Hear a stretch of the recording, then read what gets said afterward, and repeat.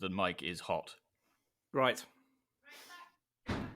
Claire, Yes. the mic is on, i.e. it's recording. Oh, okay. So please... Do not swear you're alive on Guns on Pegs. Right, I'm back in the room. Hi.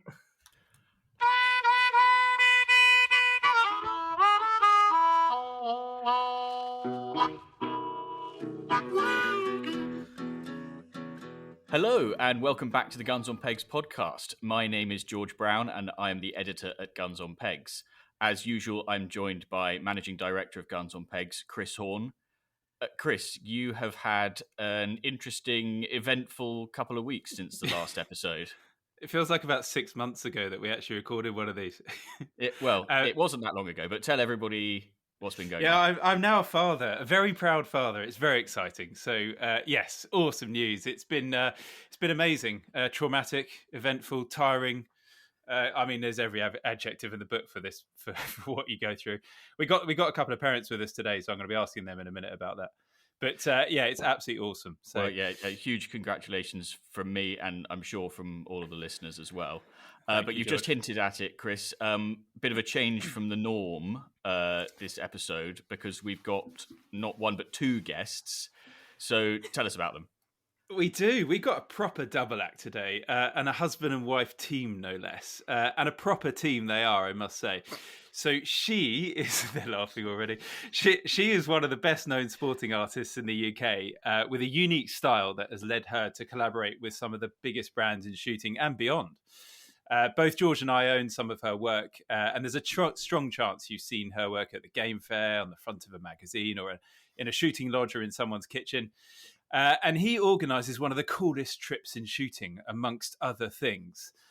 So they are both absolutely awesome characters. And if you haven't been on a night out with them, you're really missing out. A huge welcome to Charlie and Clare Brownlow. Hi. Hi, how are we doing? Congratulations. That was a great intro, wasn't it? Yeah, fantastic. Yeah, and congratulations on the baby. Yeah. Very exciting. Awesome. We'll raise a glass to that. Yeah, another one. Well, Oh. yeah, I'll do that now. There you go. Cheers. Okay, Thanks. cheers. Thank you, guys. Guys, thanks so much for joining us. You guys are a bit further down the whole parenting road than either Chris or I. So given that Chris has just become a dad and you guys have got two boys of your own, can you tell Chris what he's got in store in the next couple of years? Quiet nights, nights in, long sleeps. Loads of sport. You get to Yeah. go shooting all the time and fishing and stalking. Conversations Mega. that have nothing to do with nappies or vomit. It's pretty good. It's really rock and roll. It's awesome. Yeah. Yeah. For me, that was me. Yeah, For yeah, Claire, yeah, it's for slightly Charlie, it's different, I have gonna to be- say. Was it in the first couple of years that your children got the name the Bograts?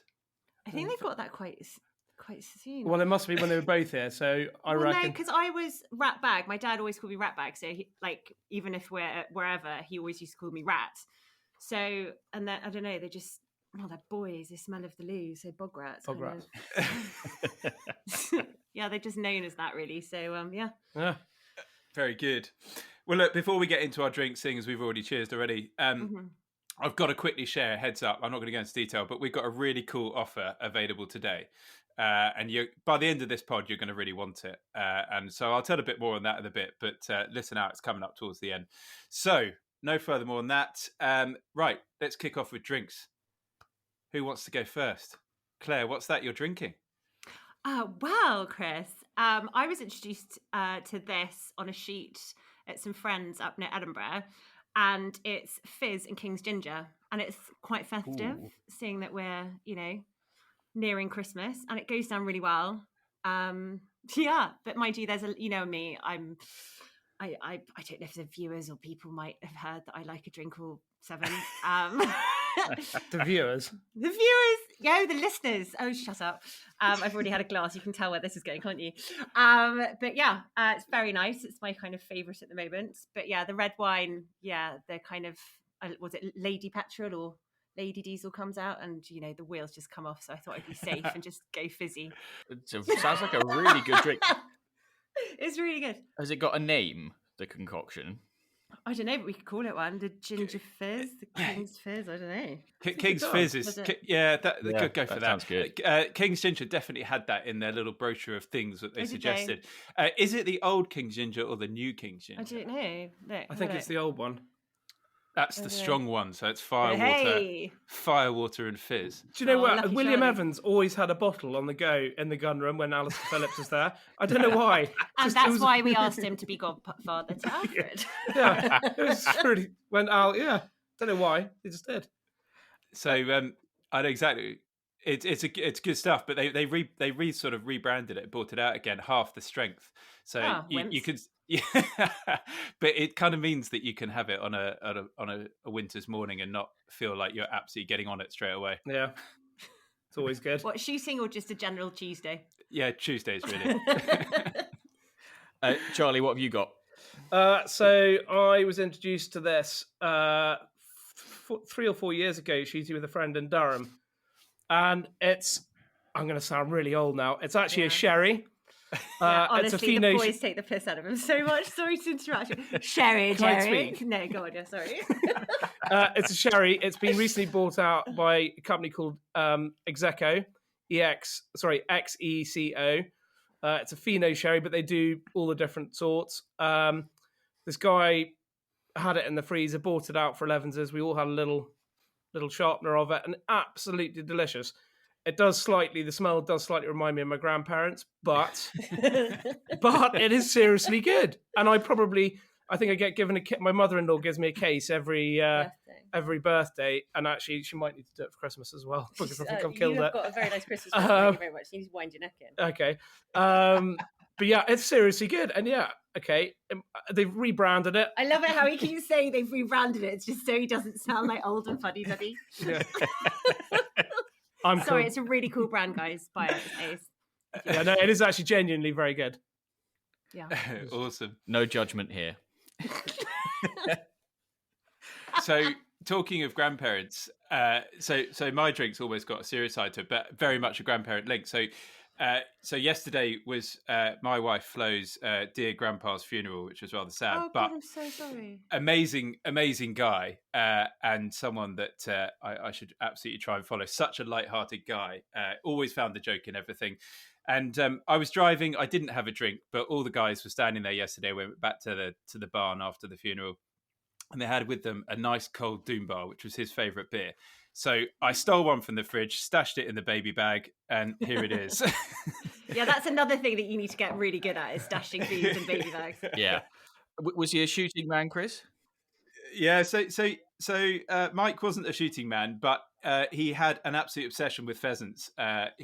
He was 93 when he passed away a few weeks ago, literally only a few days before our little Annabelle was born, which was rather sad.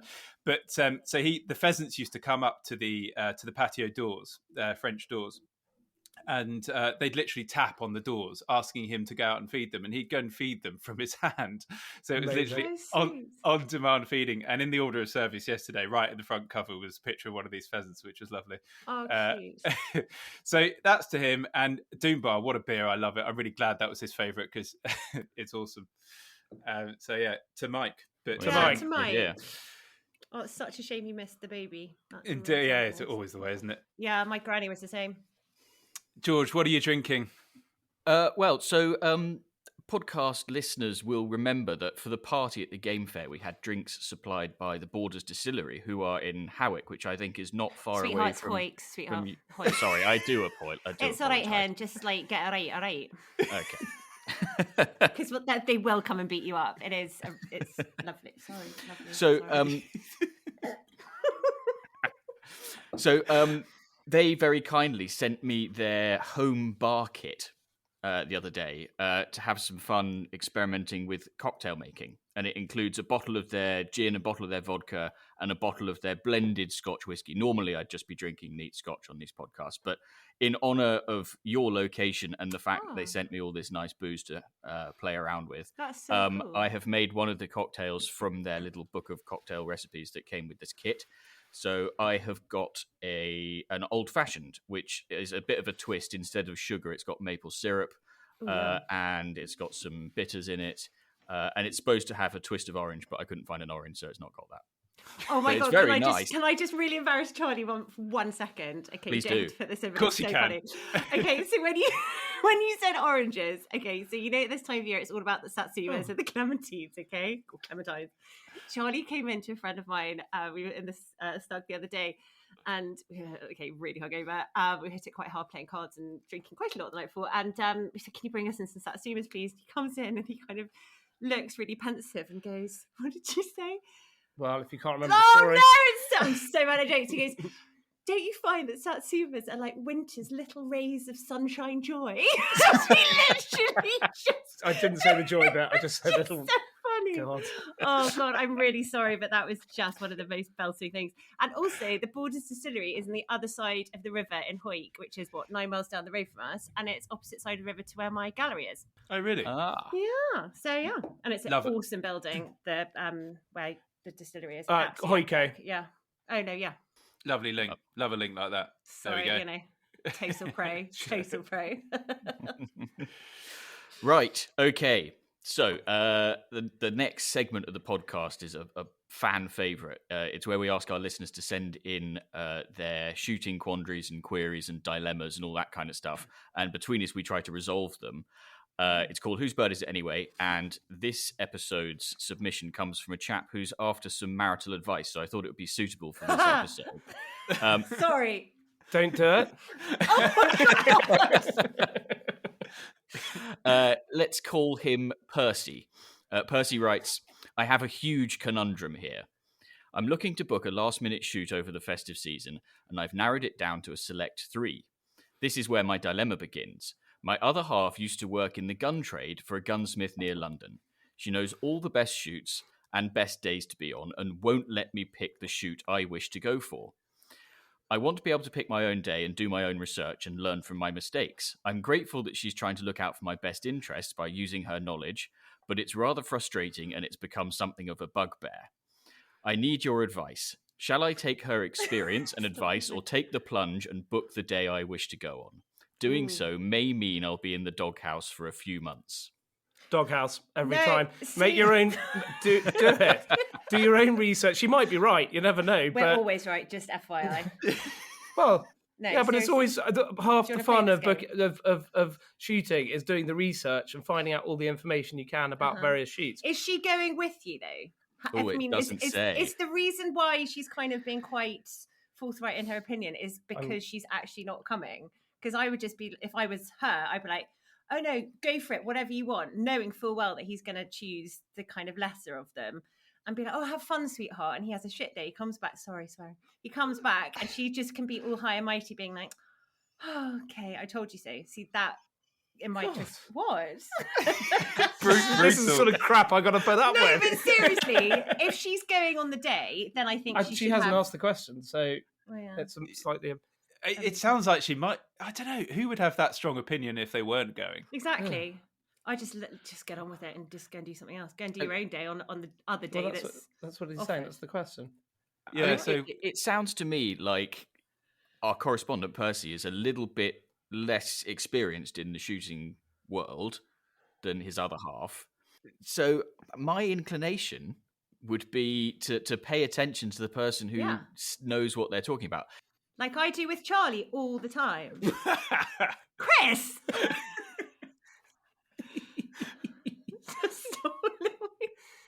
Yeah, George, I'm kind of with you, but I think half the fun, and I think this is where sometimes, Guns on Pegs, for example, is a prime example of somewhere where you can go and do your own research, and you can actually find out quite a lot about shooting in different parts of the world just through reading and then phoning, speaking direct to the estates.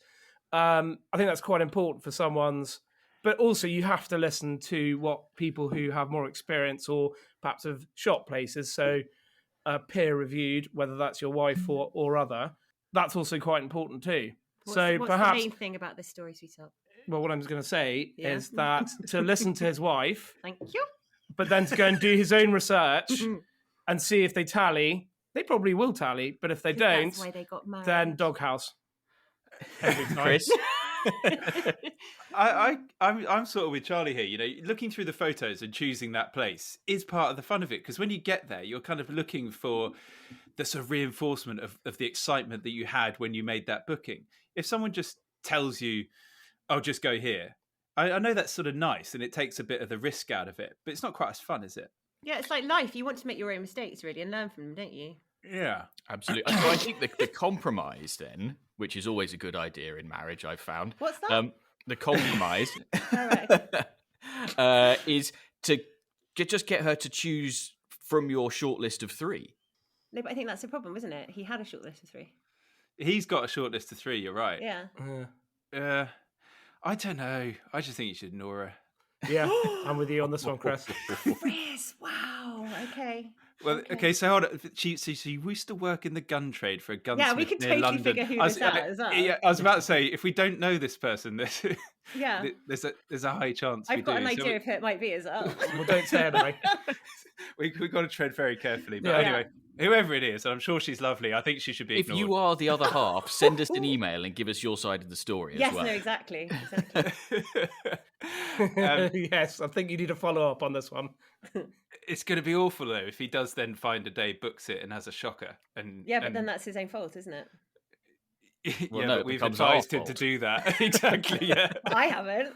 Well, yeah, I kind of have. Yeah. Next But question. he needs to send in the shortlist, and then we can. Oh yeah, No, you can ask us for it. no, he'll be fine. Making mistakes is all part of the Life. process. Just book a day at all 3. Yeah, exactly. Oh, no. Thursday, Friday, No, Saturday. No. Bosh, No, so done. Charlie, to keep Claire really happy, you do Friday, Saturday, Monday, And Monday, and then you get hangover another day in the day middle. away. Yeah, exactly, another day away as well. Perfect. So- He has never. I've never said no to a day's shooting or a day's fishing to Charlie Brownlow, and that's why we've been married for 14 years. You never said no. To fishing or shooting, I've said Go no on, to a lot of Charlie. other things. Is that true? No, it is actually true. Okay. I tell her it's work. Oh my god! all my sport is work. Yeah, but I can write off against business. It's fine. Oh, sorry, man let's doesn't say need to that. know. Sorry.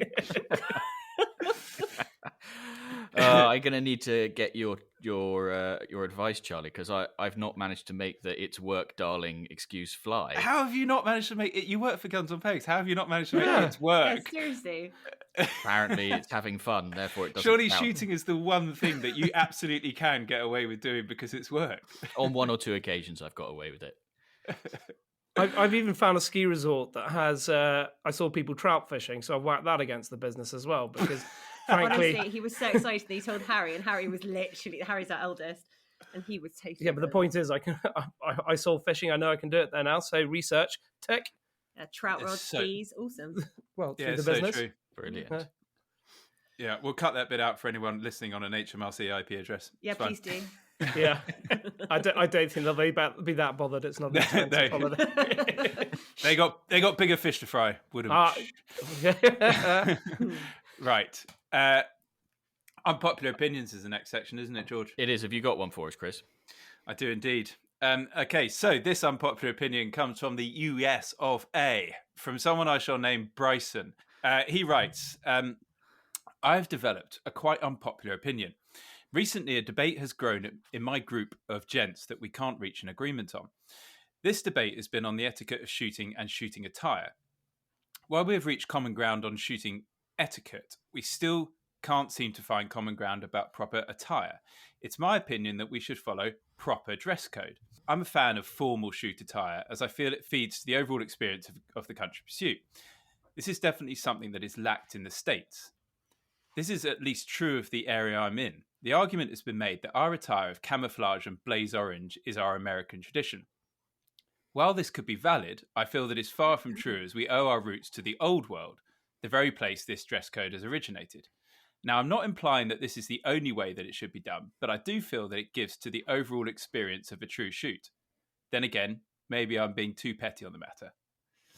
So, unpopular opinion from over in the States. Good question. Should he be wearing his blaze orange, or should he be going back to the traditional tweeds? Slightly depends on what his Yeah, exactly. his friends, how safe his friends are. Yeah. So, Yes, we do need a form of shooting in here. Can we assume that they're doing some fairly traditional form of shooting? I would I'm guessing imagine Is so. this in walked up. America though? Yeah. This is in Yeah, America. yeah. He okay. walked up quail or something along those lines. Well, then won't you he? do but- need to be seen though, don't you? Yeah, but that's the thing. This is we're missing a bit of vital information here, because if it is walked up quail, there's a strong argument for a fair bit of orange knocking around. But Yeah, then you again, can always wear like something fantastic underneath. Something fantastic. Something fantastic. Fabulous, like, I'm darling. being like all like Fabulous. Gokwan or whatever. No, but you know what I mean? Like a bit of a shuffle shirt. Shameful Very shirt. good. Thanks. Another plug. There we go. You could go from 3 different varieties, maybe. I have to say, I kind of, even in the UK, because obviously I have quite a lot of American clients that come over, I'm actually not that. Most Americans that come over want to wear the formal kit. They want to wear the right stuff.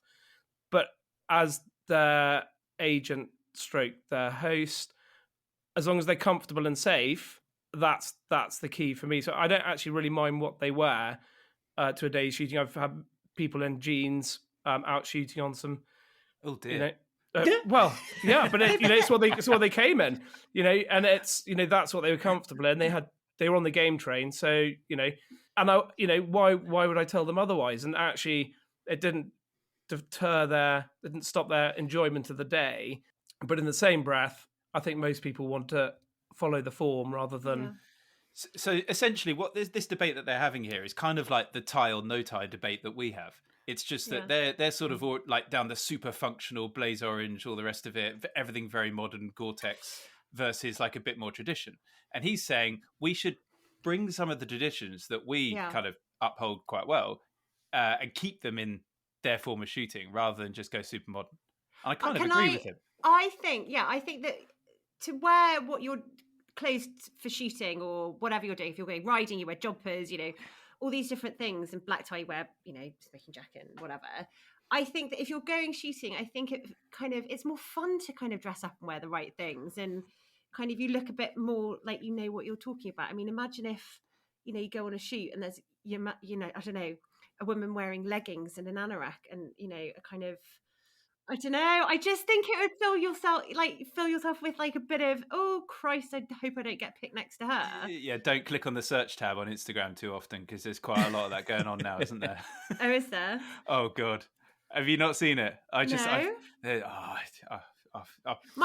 save comment for another time. I have to say, with regards to kind of clothing and shooting, I personally, and this is, I'm gonna say this is very much a personal opinion. No, I don't like the whole matchy. This is what my friend's wearing, so I've got to wear the uniform. I like to wear, for example, a nice. I've got these beautiful, really, really old. I think I've had them for almost 20 years. But a really old pair of really wild leather +4s. And a barber that literally, if you could put it on the ground, it would walk away, and it smells so bad. That lovely old musty barber smell that just brings me back to my childhood. Such a good smell. Oh my God! Shut up, Brownlow. I love that, and I love wearing. My dad's. I've stolen countless amounts of his kind of scarves that he's brought back from the Middle East, much to his disappointment and irritation. And I kind of like doing the whole colour thing, the greens and the browns and stuff, but kind of, oh my God, stop, Charlie's falling asleep. I was just halfway through that, I slightly zoned out because I suddenly realised I can mute Claire. Oh my God. No, you can't, because you'd be muting both of us. Thank you very much. I like this. This is a vital bit of feedback, you. because there's a lot of you've got to remember, so there's a lot of people listening to this podcast who haven't been shooting for a long time. They sort of got into it the last few years, right? Mm-hmm. And there's a danger that if you go on something like Instagram or Facebook or whatever, you will just end up wearing the exact same thing as everyone else. You don't need to. I agree. I think there's a chance, and we've had this debate about matching tweeds and all the rest of it. But I think it's important for everyone else to sort of feel comfortable in whatever they want to wear. But don't feel that you have to wear the obvious, and there's no point labelling what those obvious brands are. I mean, yeah, exactly. We've got a day shooting up in Perthshire in a couple of weeks, and it's actually the boys are shooting, or Harry's shooting, and he's grown out of his wellies because his feet are growing like bloody so fast. So he's going to be wearing mine because I'm really cheap and I'm not buying him anymore because he's growing so much. But I'm wearing a pair of, I was wearing them today. They're these cow skin fur-lined boots. Charlie's literally wrinkling his nose right now. But they are the warmest thing in the world. they're totally waterproof because they've got leather on the bottom, and I'm going to be toasty as hell. Harry's going to be all, wearing the wellies and everything, and I just think that you don't have to. I wore a tweed skirt shooting. Do you remember when we went up to Brit ages ago when all the team from London? Yeah, actually, you did look pretty hot. Thanks, babe. Love you, babe. See? But, I mean, I think you're absolutely right. I think one of the things about shooting is that actually you can go very, very conservative, or you can use it as an opportunity to do a bit of peacocking and express your personality through your choice of outfit. But this also got me thinking. Obviously, in a lot of places in the States, the blaze orange is a legal requirement. So then I thought to myself, well, but what would it be like? How would you feel? I'm going to ask you this, Chris. How would you feel if next year there was a piece of legislation passed that everybody out shooting, anybody carrying a gun or beating, had to wear blaze orange? Oh dear, what a disaster that would be. No, it's awful. I've got a Harkila Pro Hunter jacket. It's a really lovely coat, and it's got, if you unzip a little bit on the arm, it's got these horrendous little orange tags that come out so that I can sort of blend myself in Europe. And sometimes I pull them out on a shoot day just to show them that I've got them in my arm. I'm prepared for my European travels. But everyone just laughs at you straight away. What are you doing? What's that, all that? And I think this is the thing. It just looks ridiculous compared to everything else we're wearing. I don't know. What do you think, George? I just think that the tweed mills would have to get super creative, and you'd have to have blaze orange tweeds. That'd be fab. So we'd actually have to get Edward King to release his sort of version of his tweed. Exactly. And we'd all everyone look like have their Edward own. King. Amazing. I'm sure Shuffle would come up with something outrageous. Yes. Oh my god, amazing. Sort of a nice orange gilet to wear on the day shooting. Yeah. So like a big check tweed, but every other patch is Yes. just pure orange. Pure Now we're orange, talking. amazing. Epic. That's something that they could maybe do for April Fool's next year. Or even Didn't they actually do that as an April Fool? It was No, very they did good. the leopard print and the zebra print, and I was like, oh my god, I need everyone. I think and they that were like, slightly "It's April Fool's, backfired aren't in the fact that everyone was like, yeah, I'll definitely have one of those when they come out. And I was Yeah. like, oh god. I was like, it's awesome. That was like our dating thing. We get more emails. Got more Oh my emails God, that was saying amazing. you should definitely launch Guns on. What was it? It was Guns so on Beds. good. Guns on Guns beds. on Beds. It was. Oh my god, that was the best. That was so funny. What was it? You know our straplines, plan the best days of your life. George, what was the strapline? I think it was plan the best lays of your life. Oh It my was very God, good. George, I did you love come it. up for the graphics for it as well? Because it was brilliant. I did make that graphic. Yes. Yeah, it was very good. Oh, God. So have we got a conclusion? Wear what you want. Be creative, and don't try hard. I Well, no, really. it's the American guy. Yes, I know, but let me finish. You always do this. I love you. Okay, so wear what you want. Don't try too hard, and then put your, neon over top, because you can take it off for lunch in 11s and have your photos without the neon. I think, but then it's always quite safe to be seen, because I was shot once on a shoot. So I'm all for safety. What? Yeah. Crikey. It's only in the leg. It's fine.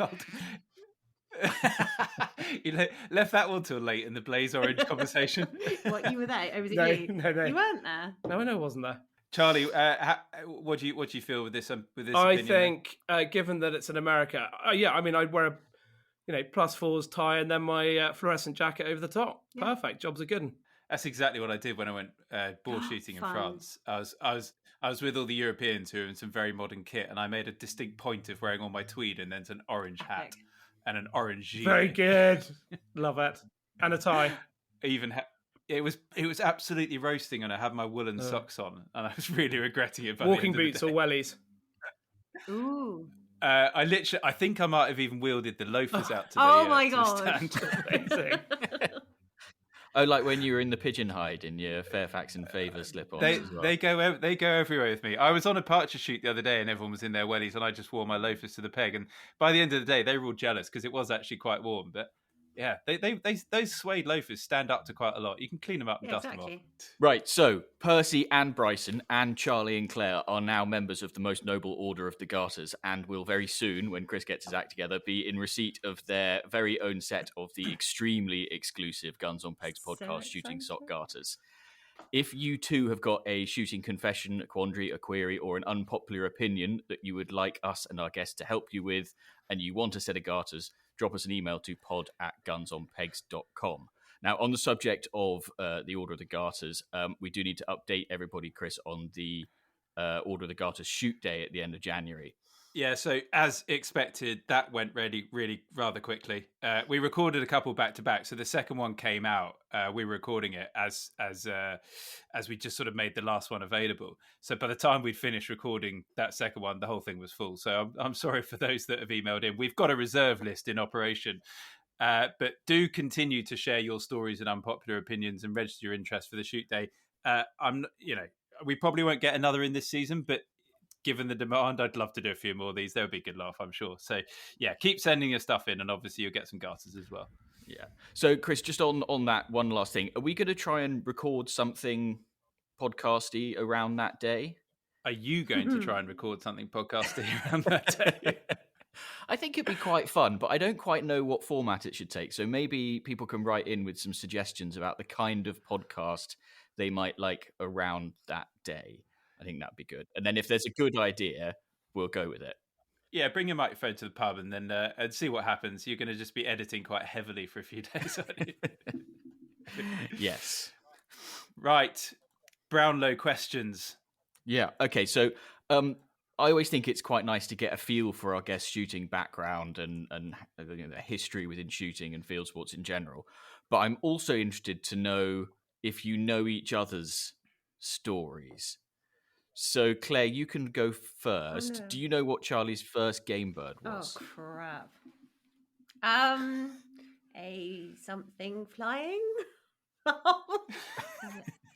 No, I think it... Oh, this is awful. For our listeners, Charlie is death he staring really is. Claire It's right kind now. of like really pissing me off. I want to say, I think it was a duck. Oh my God! Yeah, Yes! okay. A duck. So Oh. you got the right Okay. type. What type of duck? A wet one? Oh, fuck. I don't know. Like, yeah. Yeah. Oh, yeah. It was a witches. No. Help me out. It was a teal. Teal, damn it. Oh, Teal. very nice. That's a hell of a first flighted in on a marsh or something Dropping like in that. on a pond, yeah. Wonderful. Where was that? At my father's house. In In Norfolk? Norfolk, sorry. On the Norfolk coast. lovely. Oh, good place for it. Yeah, no, it's very it's great. The flight Dad's flight pond, it was called the Gin and Tonic flight pond because you could literally walk out of the house. It was sort of 100 yards away from the house. It was, it had been cut into the marsh perfectly for both dabbling and bottom feeding birds. And we used to get widgeon, teal, everything used to come in, obviously from the coast, which was 2 miles away.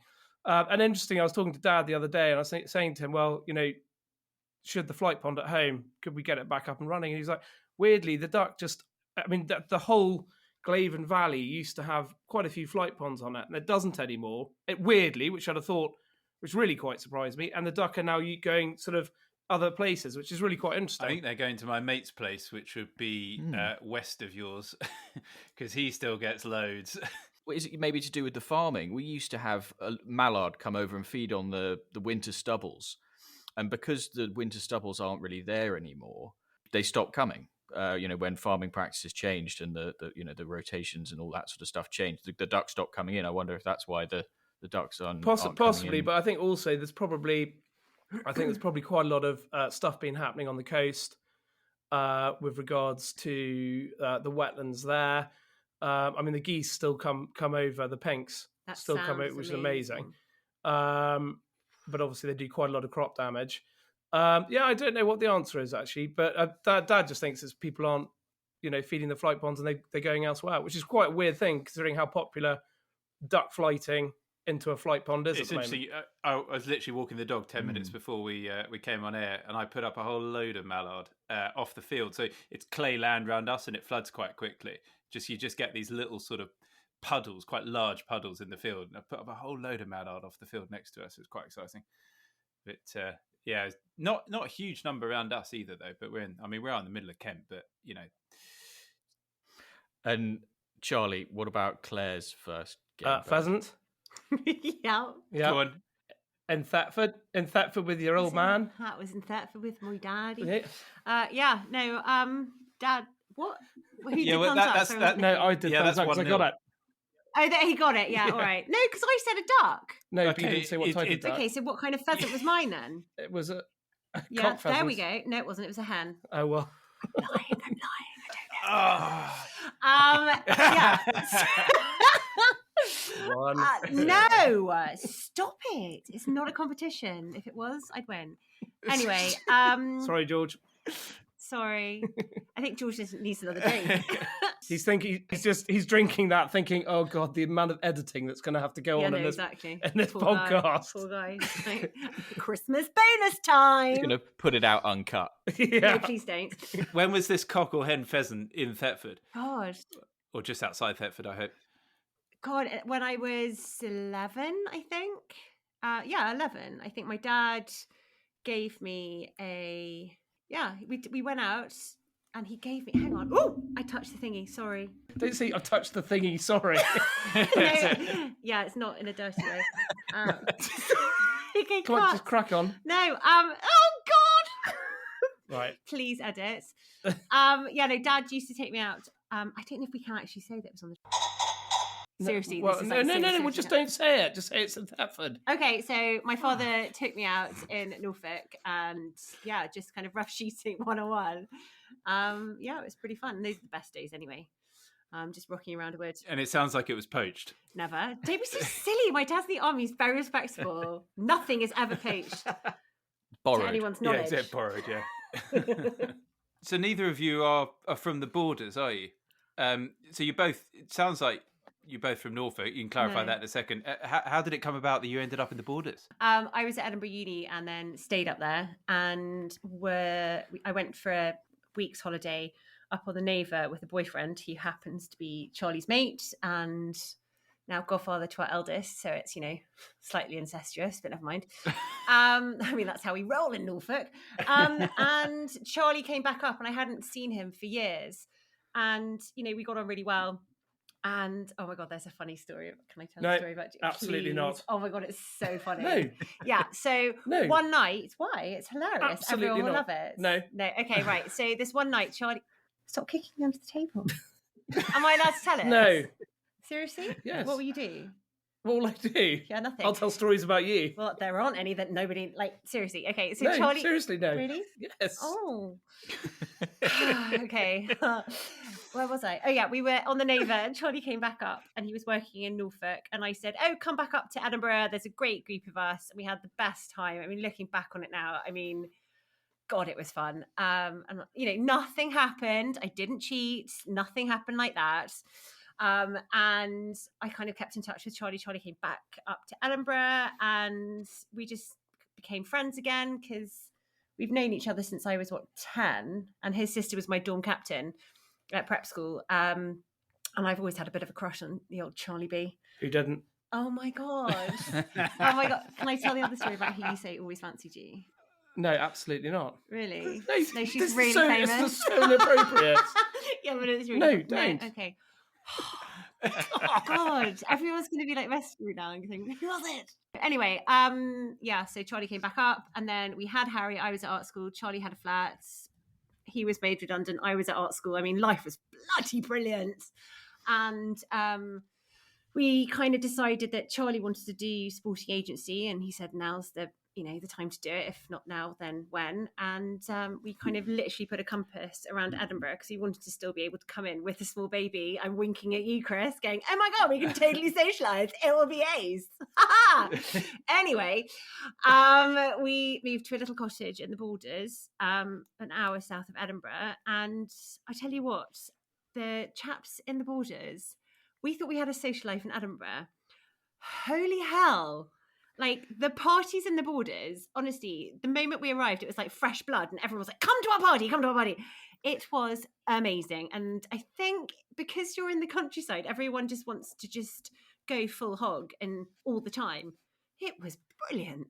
absolutely brilliant. And then you kind of throw a baby at someone and someone else looks after it and you kind of pick up the wrong one and take it home and it's all fine. So, yeah, it's good times. That's a hell of a sales pitch for the Borders. Is Charlie's next business estate agency? I wish. Funny we need you to should find say a that. house. Yes. We're homeless as of June, so if anyone knows of anywhere in the Borders, please let us know. Right. So you're in the Borders. Yeah. Now we need to talk paintings because that's where the painting's based, isn't it? Yes. So Claire, for anyone that hasn't come across your work, can you explain the technique, the effect, and then also obviously how it came about? Well, I think I'm going to hand over to my beautiful assistant to the right of me because the way in which Mr. Brownlow describes my art, I have stolen, and he says that I'm a really crap salesperson. So I will hand over to Charlie to talk about the technique. There you go. Technique. Yeah, there you Okay. So And no, he doesn't paint them, by the way. I do paint them. C. Brownlow. It works either way. So basically, you got a tail feather. The nib of the tail feather has to be quite hard. Claire then cuts it like an old-fashioned quill pen, if you can imagine. So the hard end of the tail feather cuts, so it creates a fairly soft nib, actually. Claire then paints onto watercolor paper using inks and watercolor. Because the watercolor paper is raised, it's sort of not even. As she's painting the picture, so come the flecks. Oh no, stop it. so Come on, what's your I'm waiting for the line. I was getting to that. Sorry. So basically, as she's painting the picture, it creates directional splatter As it glides across. No, skips across the page. Skips across the page, He's very and poetic. it catches the raised watercolor paper Yeah. and just flicks. Which actually, I think you'll agree. On one occasion, you did a Norfolk Harriers Huntsman, Yeah. which is green top and a red lapel for my mum, and the flick on the red lapel looks slightly Like he's been shot. Yeah, so And I do get that a lot, and it's just that everyone goes, "Oh, it looks like it's been shot," and I'm like, "Oh, yeah." It's lit. Oh God, I hate that comment. And yes, sometimes it does, and sometimes I have to trash it and start again. But the way in which the splatters work and the way in which I paint, it's directional. So I don't just color in a wing. I kind of paint the wing in the direction of the feather. Or if you're painting a dog, the fur goes. So therefore, the movement in which it gets kind of gives it that energy and stuff. And I did have... Well, Sorry, go on. I was going to say, I'm glad you went with pheasant feather art by Clare Brownlow rather than directional splatter art by Clare Brownlow. Yeah, no, it wouldn't work, would It'd be it? directional splatter art by Charles Brownlow. Yeah, I've got a competition coming. No, I did have a very awkward moment at the game fair. I think it was probably one of my first. I'd been invited by the British Deer Society, and it was just probably one of the funnest game fairs I've been to. And I think I just had Alf, and they kind of gave me the section, and it was literally like wooden fencing, so kind of like slats of wood. And I put all my paintings up, and I sold so much, and it was so brilliant, and I had so many wonderful comments and so many brilliant customers. And I was painting a commission of a whippet, and this client had wanted it kind of side on, and it was a male whippet. And obviously I got down to the area, in inverted commas, and because... Its ears. God, I know what's coming. It's flipping ears, babe. Right. Oh, yeah, you know what's coming. You know Charlie's very simple. So I got to the area, and this group of, shall I say, slightly refreshed Essex gentlemen came up who actually still keep in touch and have bought loads of my work. And I think it happened to be because of this situation. And they were talking to me and being absolutely kind of away with the fairies, and Bants was rolling, and it was great. And I was going to say straight its penis. I was painting the dog's area, and the directional splatter produced an effect. Yes, of which I was not going to continue with said painting. So that finished that, and these group of Essex chaps were, I want it, give me Squirty, and I was like, oh God, no. Anyway, so Squirty had to be started again. So you can't control the splatter to a point because there's always mistakes, and I cannot tell you how many bonfires I've had. And you know, when somebody says, how long does a painting take? It takes, you know, how old am I? 27. It takes like that many years to... 27. Yeah, I wish. Yeah. Don't laugh, Chris. Why are you laughing? But Claire, you and I spoke for an article that I wrote about Yes! your work a couple of weeks ago, and you used a phrase. When we were talking about that, beautiful mistakes. Yeah. And because you've got no real control, haven't you, over how you obviously there's a little bit of direction involved. Yeah. But the actual splatter itself is largely random, right? So there's the potential for it to go wrong is there. Oh, it's huge. But the thing is that there's points in a painting where, I mean, if you imagine, anyone with a tail feather, pick one up and have a look. They're hollow for about, a centimetre, 2 centimetres at most. The old pheasants, that is. You can't use a young bird because their tail feathers are quite squishy, so they're completely useless. But the harder the nib, the longer the kind of almost the hollow gap is. And that in turn kind of takes up the ink. So if you want to make a big splatter, I'm giving away all my tips here. If you're wanting to do a big splatter, then you put lots more ink in it. But if you want a subtle splatter, you almost kind of, that's why the desk in my studio that I paint on looks like a palette, because I always practice first if I need just a subtle tone. But yeah, I am giving away all my kind of tips here. And that is one thing that really drives me nuts. Anyway, carry on. People copying. I wouldn't say that. It's non-original. It wouldn't be an original. So she started it all actually when Harry was 9 months old. 9 months old, and we were staying with her parents. And my mother-in-law and I took Harry for a walk, and Claire needed some time by herself, I'm sure, not to drink a gin and tonic or something. But no, she sat at their dining room table and got a kitchen table. My mum would kitchen never table. let me do it on the kitchen table. And my father-in-law makes dusters out of pheasant tail feathers, so feral. sort of ties them onto the end of a old broom handle so you can get into the corners. And she took one of those out. He has a fountain pen with a refillable cartridge, and he has a funky colour. I think he had, very unlike your dad, pink. Did he have pink? Sweetheart, no, darling. That was back at the studio when I was. Oh, right. No, well, it was black. Yeah, then. Dad. Oh my God, really? I have often wondered about that. Seriously, wow. I thought he pink ink. Wow. Do you know my father at all? Well, I did wonder. I didn't dare ask. God, yeah, no. Oh, the answer would have been interesting. Carry on. Well, that's why I didn't. So and then she did this ostrich head, and mother-in-law and myself, and I think probably father-in-law came back, and actually it was knockout. It was amazing. But it is amazing having seen how her pictures have progressed from that point to now. It is unreal, but people love them then. Oh no, I look back. But the thing is that people would still love them now. It's just that you have moved on. No, I cringe. So I think but that's why I think also in my products that I do. So for example, I've just my placemats, and I've just launched the grouse collection, which I did a big exhibition in August about grouse. I don't like to have a range of products that is available all the time and forever, because I feel that my style changes so much that I look back on my work that I did 10 years ago and I go, God, it's not good enough.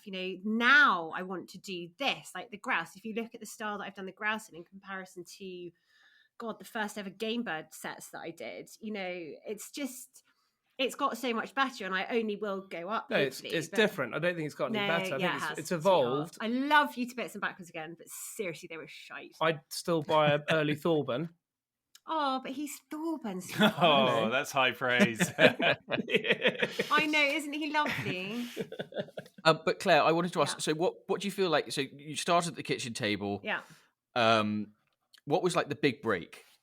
When it stopped being like a hobby and maybe sort of started to feel like something that could be a career?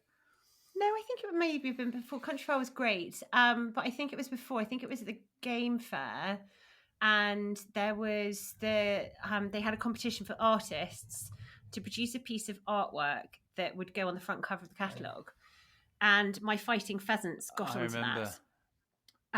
And then I had a stand. And it was just phenomenal. And everyone kind of recognised my style and recognised the splatters and recognised the fighting pheasants. And that's why each year I only do 2 fighting pheasants. I will never do more than two fighting pheasants because they are my iconic kind of, that's what made me. And I almost want to, I know it sounds pathetic, but I almost want to give it some sort of recognition and, make it special. Yeah. So each year I only do 2. And if someone asks me for a commission of fighting pheasants and I've already sold 2, I'll say I can do that for you next year. So it's a very special painting. But yeah, I think it was then. And then, it kind of was just like, oh, right. So this isn't just a kind of, and I've got great respect for them, but, hashtag mumpreneur kind of, let's do something at the kitchen table and go to some village fairs. It kind of, I was like, oh my God, I could actually do this. This is really exciting. And I had the most amazing amount of inquiries through my website. And I remember there was this guy, do you remember, in William Rig, and this chap phoned me up or emailed me and was just like, and this is flipping random, okay? Bearing in mind, I do animals and things in motion. This chap phoned me or emailed me from Australia saying, we've just had a baby. We've called him Ned after Ned Kelly. And I'm like, oh my okay. God, I forgot. Do you remember this? Yeah. And he was just like, can you paint a picture of Ned Kelly's helmet and underneath in blue, write Ned? And we want it It was A1. very cool, It actually. was huge. It was quite cool. And I was just like, I'd forgotten about I that. know, me too. I just remembered. And it was just like, right, so I do like birds and rabbits and quite cool, things though. in motion, and then suddenly I'm painting a bucket that was used as a helmet for some outlaw in Australia. But yeah, Ned Kelly's helmet is probably the most interesting thing I've painted, and that is now out in Australia. You haven't painted me naked yet. You keep on promising. Oh my God! I used to paint nudes. That's what I kind of loved doing. You'd have if you did that, you'd have to break the sort of 2 a year rule of Charlie naked. I mean, they'd be flying off the shelf. Yeah. Oh my God, really? The whole series. Oh my God! In fact, what would the exhibition be called? Charlie in Motion, probably. Oh my God! Can I tell them what the sexy pictures you sent me? Would it not be called directional splatter? No! Yes. No. Oh my God, please can I tell them about the Goliath? No. You can't end that comment and then go, can I tell them about Goliath? You've got to tell us what you're talking about now, because you're sorry. So basically, I was away for a kind of girly weekend in a spa, and there was a big bubble bath, and you've been married, you spice them up. Let's say you send a picture of you in a bath, bubbles and everything. And Charlie then does the kind of... I basically took all my clothes off, put my waders on, and took a selfie. No, he did that, as well as I got a Goliath bottle of damson gin, and I painted on it a covey of grouse and some partridge and some pheasants to kind of show an example of what I painted on bottles. And it was kind of me having it in the house to kind of clients coming in, and Charlie got butt naked and took a picture of the Goliath bottle, kind of holding it in between his legs. It was lucky it wasn't a mini. Yeah, I mean, Or it a wouldn't normal have size worked. bottle, It wouldn't have worked too hard. Or a Magnum. That would have been too small, probably. But Yeah, you know. I know. So Sorry, Claire, what was the question again? No, God knows, who cares? Can't remember. But I know. I did want to touch. So that was the sort of big break start, Yeah, the game fair. But- And then I was on Country File, wasn't it? Yeah, And that was went a viral. big moment, Sorry, wasn't it? Chris. But I was going to say, like, obviously, Countryfile was Yeah. a massive moment. But then, Yeah. since then, your sort of status, you've ended up collaborating with some awesome brands, haven't you? And that's really sort of Yeah, it's been really fun. positioned you, hasn't it? Yeah, it's been really, really fun. I mean, I can think of Schoffel, Purdy, Paul-Roger. I love that one. Tell us Oh about my God, some of those. That was amazing. So I met Paul at, I think it was... Paul Graham is this from Paul-Roger at the time. Yeah, he no longer works for them, sadly. And I met him at Burley a few years ago. God, it seems like forever ago because it's been cancelled for so long. I'm desperate to get back. And we just kind of started talking, and he bought one of my prints, I think, for his children's bedroom or whatever. And we were talking and saying, that this is what I wanted to do and kind of get into different things. And he then called me up, and Paul Roger were doing this collaboration. So basically, I would paint on a bottle, and they would then auction it for charity of my choice. And I chose Tusk. So they sent me, I sound like such a raging alkie. Paul sent me a box of bottles. Are they Magnums or are they Germans? I don't know what they were. They're big.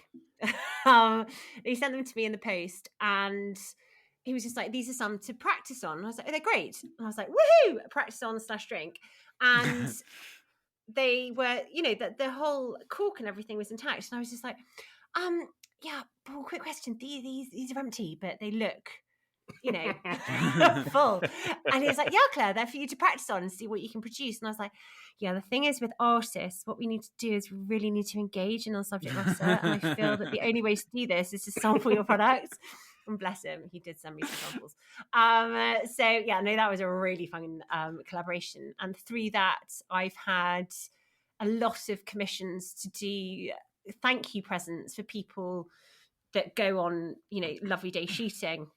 And they get me to paint pheasants or partridge or grouse on bottles, and not necessarily pole, but dong and various other things. And they then give those to their guests. And there was this one client, and what? Their host, but their host is like, "Oh my god, this is amazing! Thank you so much. Where did you get this done? This is great. I want to do this for myself." And my client was just like, "Oh yeah, so I got Dom to do it privately for me. So yeah, it's all private, and it's because I'm such a good client." And I was there going, "That's awesome, but it's also shit for my business. Can you please tell them where you got it done?" And he still won't, but then he orders a lot from me each year, so it's all good. So talking of collaborations and nothing of that scale, we've got one on the go. So I must explain to everyone what this is all about. Basically, right now, for anyone who joins Guns on Pegs Premium before the end of December, we're doing something together. So before we go into more detail, I must explain what actually Guns on Pegs Premium is. It's basically, Premium gets you all the best deals in shooting, like epic discounts. It also gets you awesome use of the awesome Peg Match service. So basically, if you can't find shooting, Peg Match will basically find it for you. So it basically finds shooting where no one else can. And you can get access to read the field, shooting times, field sports journal, gun dog journal, much more. There's tons of stuff in Premium. And all that for the meager sum of £75 a year. So, Claire, what's the offer we've got going on in December? Because you sent me a picture earlier of it. I want you to describe it.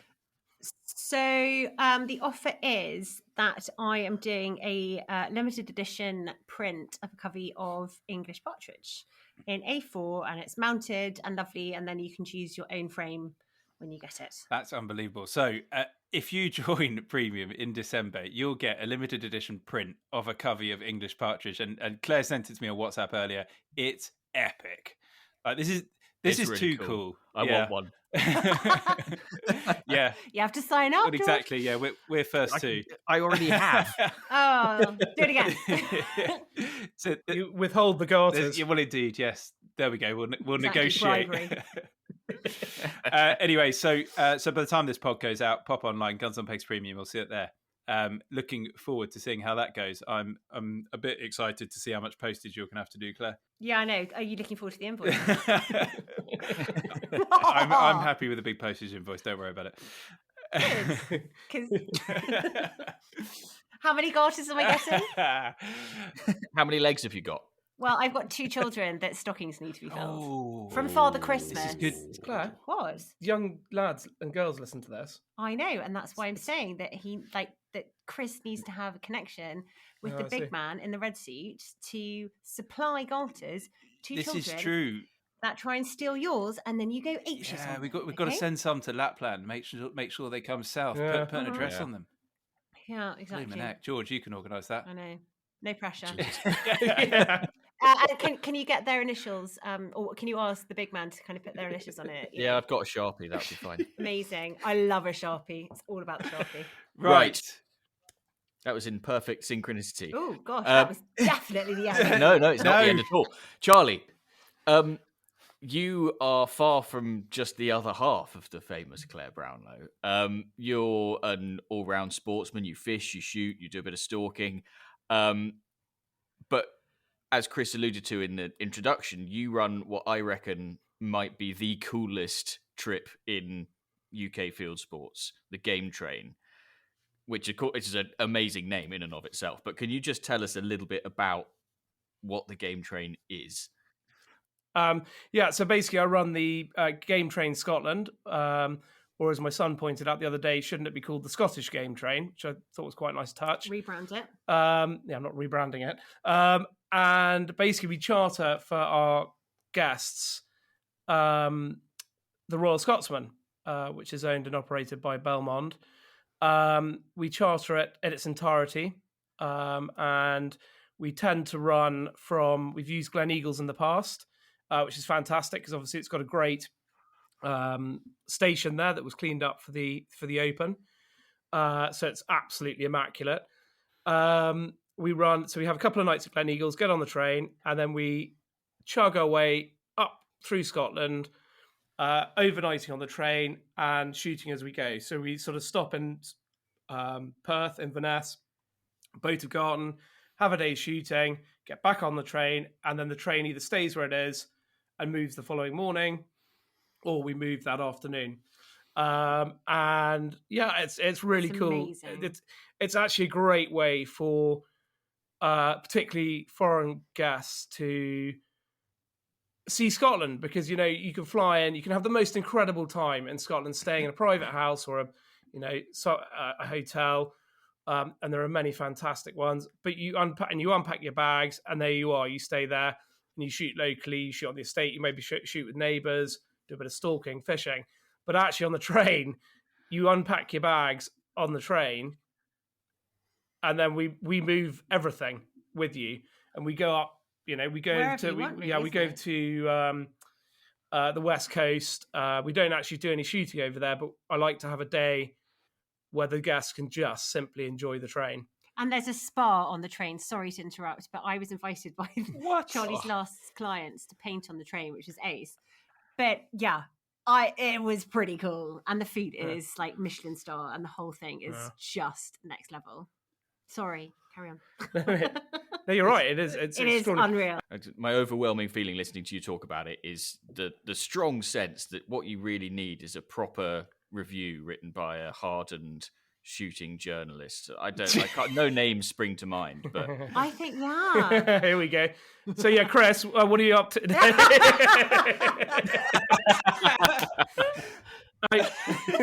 Can you imagine, Charlie?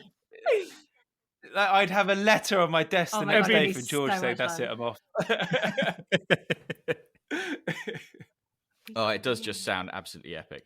So in my head, the game train is like it's like the Hogwarts Express, but for people in Tweed.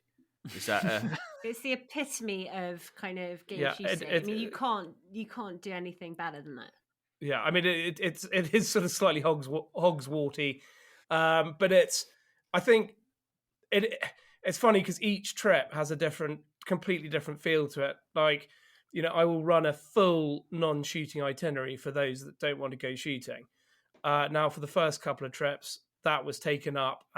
We went to places like Culloden, which is epic. If you ever are up in that part of the world, cannot recommend it more.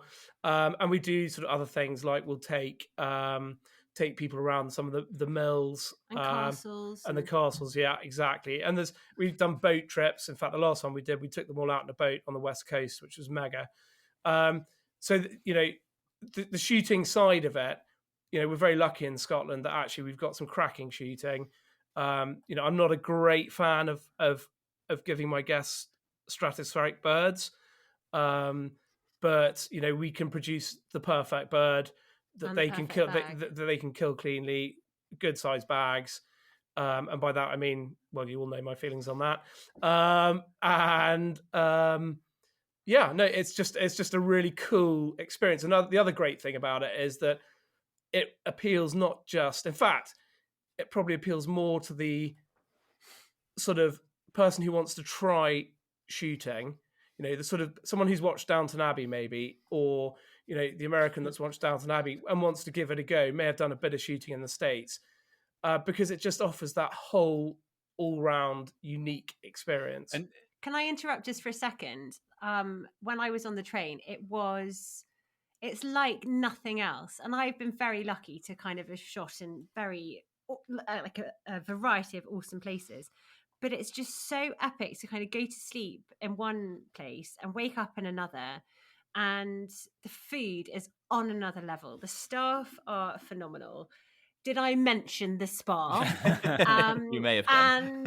And, the landscape is incredible. And I met up because Dad was helping out with Charlie on kind of driving around the clients and stuff. And we drove around and saw the train, and the landscape that you go through is utterly breathtaking. And the Scotland, people kind of have an idea of Scotland, and with this, you can just literally explore the whole of it at such a standard that you could never just kind of click on a button and buy. I mean, it is. At the end of these podcasts, we have this section called Desert Island Shooting, which I'm sure you've heard of before, where basically people come up with their one last day, the most epic experience, money's no object. You're basically just describing desert island shooting for a lot of people. Basically, definitely, it is my desert island shooting, without question. It is my desert island shooting. Can you imagine just spending like 5 days on a train with just your mates, where you've got a spa, a bar? I mean, it's just amazing. It's like, it's unimaginable for me. You guys have totally pissed on my bonfire, because that's what I wanted to do for my desert island shooting with you guys. But now I'm going to have to think of something else. Did you think that we get this far in the podcast and not have mentioned it? Well, I don't know. I just do colouring in for actually, I'm not that clever. Why are you laughing like that? Funnily enough, though, I do like to keep the trips to 3, maximum 4 nights on the train. Right. And the reason being is that normally on the train it's sort of quite a relaxed itinerary, but actually, out and about every day. I have one off shooting day where we go and do other things. But actually, the whole experience is, it can be quite overwhelming sometimes. I've had guests walk on the train and start crying. I've also because it's great. Yeah, because obviously, I think we got that bit. Okay, they didn't walk on the train and see me and start crying. With happiness. But actually, I tell you what, I can't wait. Is in the future. Is Harry, my eldest, is learning the pipes, and he's getting quite good at it. He's getting so good. I say quite good at it. He's getting all right at it. It's not it's not that horrendous to listen to anymore. Oh my god! It's not like he's strangling a cat. I can't wait for him to come on it and pipe them on and off the train every day. Yeah, brilliant. He's lining up, kind of going to Murrayfields and saying, "My friend Beasel earns like this much money. I want to do the same." And so, Charlie's going to employ Fantastic. Him. But I mean, Claire, I completely get what you're saying about the experience of going to bed in one location on a train and arriving in another. When I was a kid, we used to have a family cottage up on the west coast of Scotland in Glenelg, and we used to go up on the sleeper train, and it still is. I can remember, the shape of the cabin and the fold down bed and the whole experience, and it's just that's one of the reasons it appeals so strongly to me, is because that's one of those trips up to Scotland when I was a kid were sort of some of the happiest times. Do you know what? Even though we live in the borders, there's something about going up and kind of going into the mountains that just makes your soul come alive. Do you sort of wake up when you're heading up as a boy?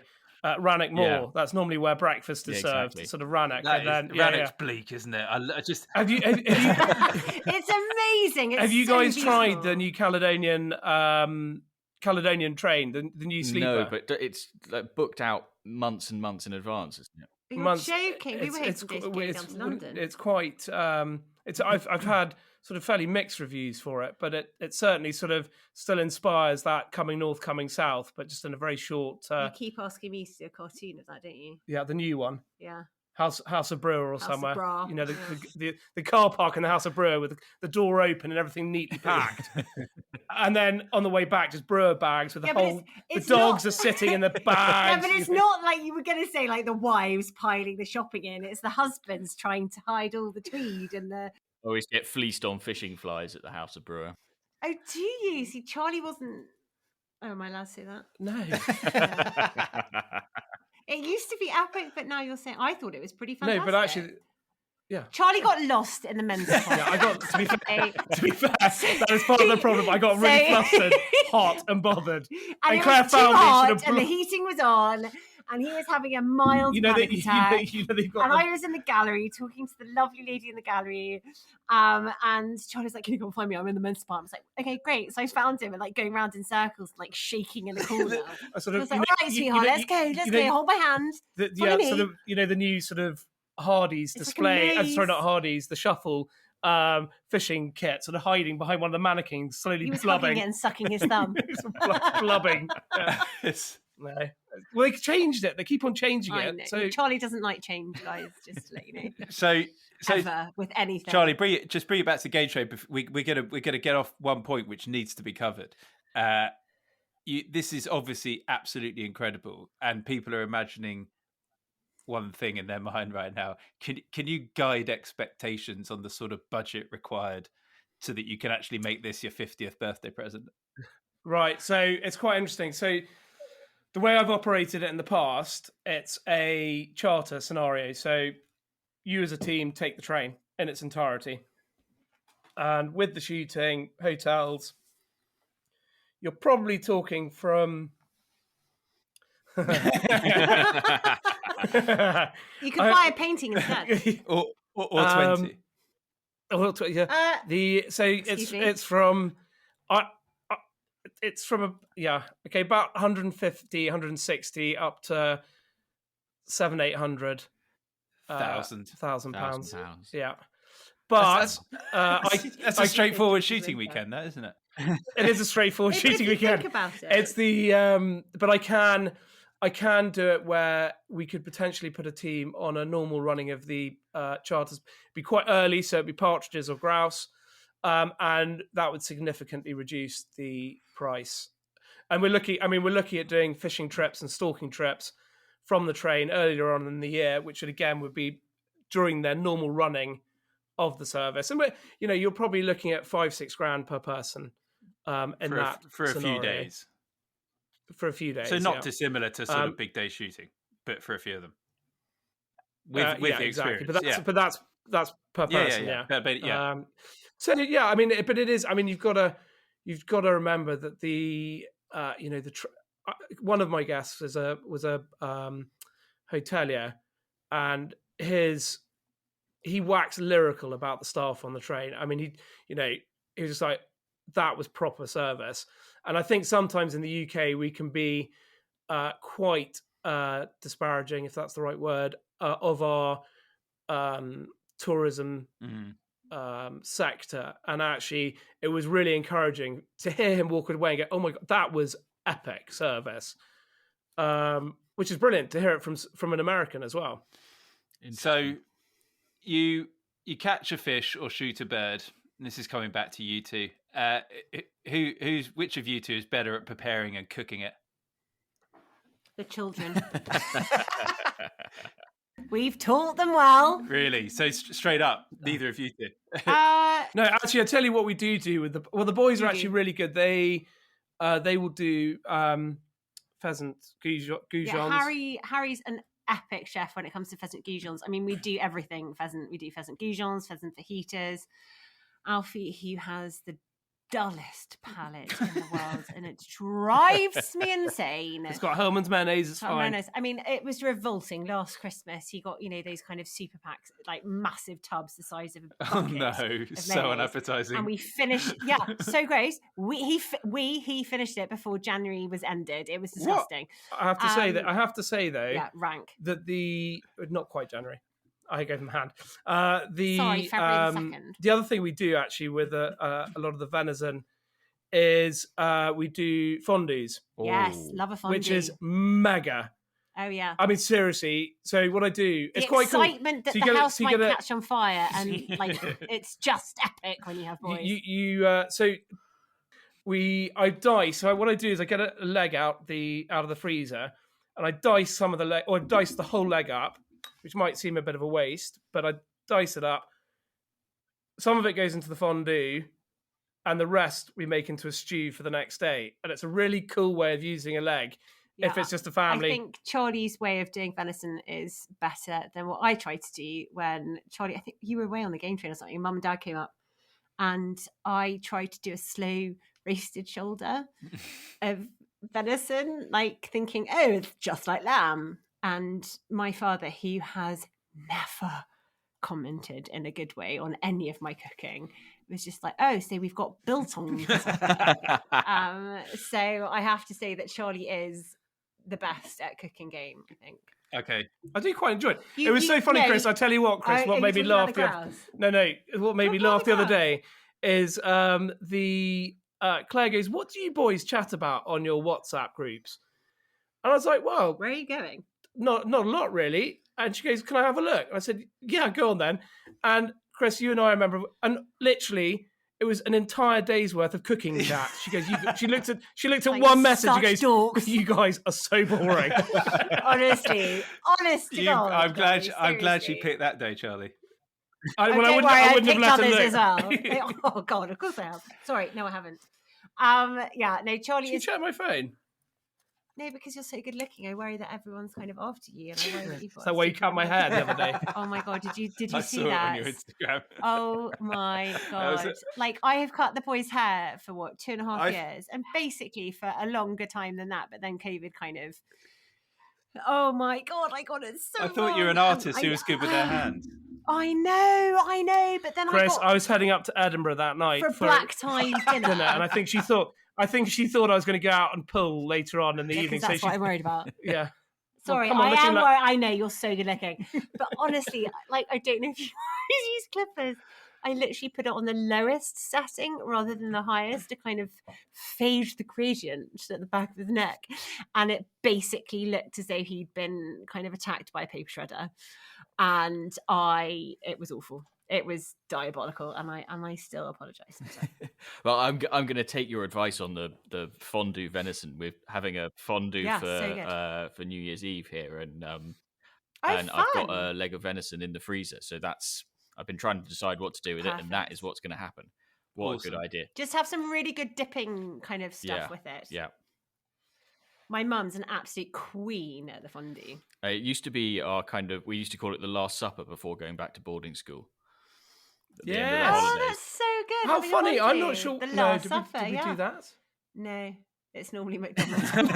No, school and drive. When I was smaller. Oh, with you, yeah. Well, lucky you! Like, just completely piss on my parenting. Yeah, mum. Oh, your mum cooked for you, or you cooked for yourself, and I just get the boys McDonald's. Whatever, and then you see another mum in the line of McDonald's in the drive-thru, and they're kind of like putting their head down in shame, but then also giving you a high five. Yeah, winning. So on the subject of parenting, yes. Chris is obviously a very new parent. I've got 2-year-olds. Any tips? Have you got twins? Yeah. Oh my God, amazing. I'll send you a picture of them in a bit. Oh, please. But have you got any tips for Chris and I on introducing our kids to shooting and fishing? Yeah, I think I would say, because actually with 2 boys, 2 quite very different boys. Yeah, very different. Is, with fishing is a prime. Shooting's a little bit easier, I think. I don't know. But with the fishing, I've been down to the river with Harry, and we've been down there for 5 minutes, and he's turned around and said, yeah, bit bored now. So and at that point, I'm just like, right, we'll fish for 2 more minutes. Don't push it. And then come home, because I think that, and the same applies, I guess, to shooting that sounds as well. like dog training. So, yeah. Yeah, oh my God, no, it really is. I mean, with regards to shooting and littlies, I mean, the boys have both been out with, headphones on, ear defenders on since they were tiny. With shooting, and then I think the most excitement they get when they're tiny wee, before they can actually hold a gun, is to go out with the beaters. Yeah. They get tired, they have fun, they're rewarded with sweeties in the pockets. There's no ear defenders but also, to wear. Things with sticks, make a lot of noise. Yeah, make a lot of noise and just kind of get excited about it, and then go in a really cool tractor or, whatever. And it's just like, it's a real buzz. And then at 11sies, if they've had enough, then, put them down for a nap or do something else, get them excited about the whole process. And then when they can actually hold a gun, maybe try with, like going around with a gun that's empty and, swinging through, which we did for a season, and then get them into it with a full 10. And that's what we did. And Alf, who is so uninterested in anything to do with field sports, I mean, I swear to God, he was like on the riverbank, shoving Smarties up his nose, being an absolute arse. Harry, who has constantly tied his own flies, wanting to use Daddy's fishing rod that he caught a salmon on. Alfie caught his first salmon, aged 5, and it was a 5-pounder. Literally, Smarties up his nose, picking his nose, going, "Oh, I don't know what I've done, but oh, I've caught a salmon." Harry gutted, really sad, but kind of very supportive with his brother. You've got to keep them interested. And the other day we had Harry's first boys' day, which was epic on every level. It was just phenomenal. And it was Harry and his mates, and then Alf turned up, for his bray. And Alfie had never shot a pheasant before. And he shot, on one drive, a cock and a hen. And he was the other side of a fence. We were on top of the hill, and all the guns were kind of on one side. And then Alfie turned up with Charlie, who was standing with him. And the lady that was running the shoot was just like, "Alfie shot his first pheasant." And literally, when he crossed the kind of hedgerows, we were like, "Woohoo! Go Alfie!" And like totally unprofessional, and he shouldn't do it on a shoot, but we were all so excited. And he was absolutely buzzed. He was so excited. And then that same day, both Harry and Alfie shot their first pheasants. Partridges. Partridges. And I've got the most brilliant pheasant. Oh my God, I really can't talk. Guys, why do you drink anything? I've got the most brilliant pictures of Harry going up to Alfie, going, "Oh my God, this is epic, Alfie, well done." And this real kind of brotherly love, going, "I'm so proud of you, and I'm so proud of you." And I think actually the one thing amazing. I'd say about the last drive is they put quite a few partridges over the boys. And I was standing with Alfie and his little face, and he folded these partridges, and he's folded 3 or 4 Takes in after his mum, four, by the way. four in the drive. And he turns around and he goes, "I actually had to," because it's my 410, so it's my dad's 410, my 410. Harry's used it, Alfie's used it, but it's non-ejector. So I was purposefully slowing down the loading, because he turns around to me and goes, "Dad, hurry up, the adrenaline, Dad, hurry up." I was like, "Oh my God, we've got big bag Alf." He is going to be captain of Scotland at some point. Oh, really? He's Rugby. very obsessed with rugby. So, look, guys, the way we like to round off these podcasts, as you have we've alluded to already, is with our segment Desert Island Shooting. So, to remind you, it's one last day. Actually, it could be multiple days. It could be whatever you like. But what we need to know is where it would be, what you'd be doing, and who you'd have with you. So, let's go, ladies first. Well, see, this is tricky because I've got 3. First would be a rough day with my boys and my dad, just kind of rocking around the woods Without at home Charlie? and just kind of. Yeah, I was going to say. I said, did I not say you? Well, you said the Yeah, boys. you are one of the boys. Well, no, he's included in that. He's okay, included in that. So for my boys, i.e. Charlie, Alfie, Harry, and my dad just kind of rocking around the shoot at home and just kind of, popping squirrels and whatever comes across, and just, really fun. Second would be a girls' day just outside Edinburgh. And I think this is where the drinks come from, actually. What? Why are you going? Oh No, my God. I didn't. I was stretching my neck. Literally, stop it. Do you want to go? And No, then you can talk about finish your off the girls. really interesting day Tuesday. Come on, then. Everyone will be literally on the edge of their seats. Can I continue? Yes, of course. 14 years, ladies and gentlemen, 14 years. So the second... What? I think you've given me a black eye. Oh my God! I literally got nowhere near him just because the camera's off. Carry on. Oh my God, you're such an arse. So yes, it would just be outside Edinburgh at Drum, and it would be with all my girls and my girlfriends, and with my goddaughter at an age where she is allowed to drink. And then we'd go into town and have cocktails and dress up and have a lovely black tie dinner back at Drum, which would be epic. And then I think if I could pull people from, the grave, everything sounds rather morbid, but I would go to Gary, which is on Arran, or Dewgry, sorry. And I would have my grandfather and my boys, 3 of them. And I come alive at the sea, and the sea is like my happy place. So it's an island, obviously Arran, and it's just the most magical place on earth. And we go there every summer. It's just heaven. And I'd like to go there with, my grandfather, the boys, my father, my uncles, my cousins, and just have a proper Macmullen kind of, I was going to say piss up, but that sounds really uncool. But yeah, it would be, and it would just be epic. And there would be a lot of potching, I think. And yeah, it'd be a lot of fun. I think that would be really, really Sounds cool. awesome. Yeah. Yeah. Sorry, I did that in high speed because my husband is kind of saying I'm taking too I'm much. so excited about my one. Desperate to tell us his desert island So shooting. Go boring. on, Charlie. I have actually given this quite a lot of thought. So it would start with a early morning outing on the foreshore with Peter Scott, a young Peter Scott. Okay, yeah. With his punt gun. Breakfast would then be had with the older Peter Scott, so the one where he became a conservationist. We can have a chat.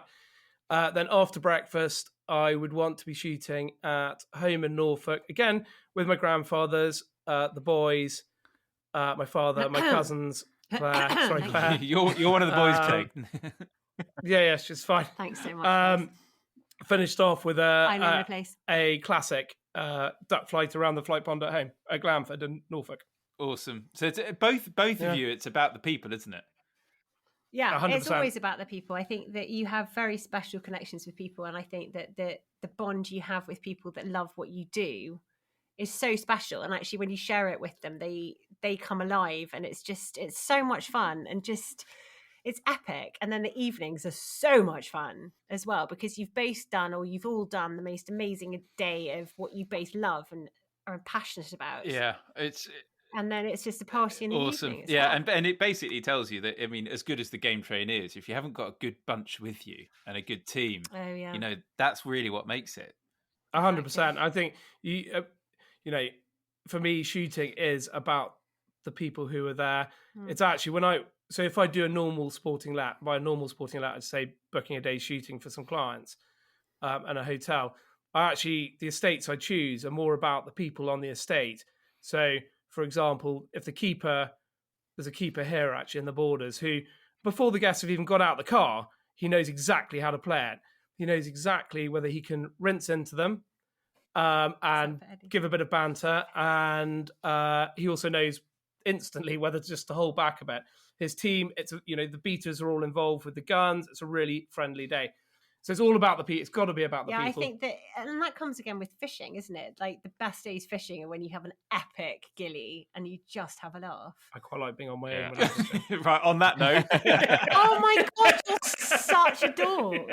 I like the gilly to turn up every now and again and go, yeah, you're doing fine. And then again, just like through your lane. Oh my God, you're such a dog, Charlie. Thanks. I love you, but seriously, sweetheart. Rosé all day on the riverbank, by the way. Yeah. It's always rosy weather. Yes. Guys, it's been so much fun having you on the podcast. Thank you so much for joining us. Thank you for having us. That's brilliant. Yeah, thank you, guys. Awesome. George, can you work out how many words Claire's spoken, how many words you've spoken, how many words Chris has spoken, and how many words I may not? I genuinely think you've spoken more. Honestly. Oh my God, Charlie, you literally slammed me down. So here you go. No, oh my God. Oh my God. Sorry, guys, I'll let you go. I'll send you the full transcript afterwards. Oh, no, please don't, because I won't read it. No, it's not about reading; it's the word count. I'm not going to say anything else. Bar the fact I love you guys, and I really appreciate everything you've done. Guys, take care. Same to you guys. Right, so before we go, as per usual, there is one final reminder that you can get your hands on a pair of the very exclusive Guns on Pegs podcast shooting sock garters by sending us your shooting dilemmas for us to resolve, or letting us know your unpopular opinions, or letting us know where you've been listening from.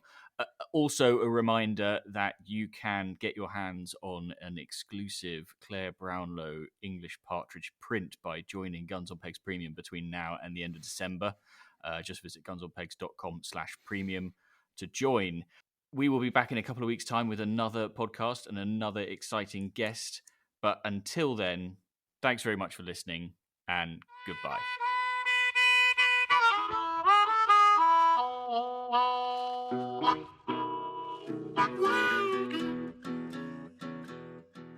I had a lot of kicks under the table from Mr. Brownlow. You were about to tell stories on me that were not appropriate. Oh my God, which stories didn't I tell? Lots of them. No, which one? No, there was one that you didn't let me tell. I did the remember. Goliath. There was another one. Oh, Jean! Do you want to hear Jean? No, Put it on we can hear about record. another time.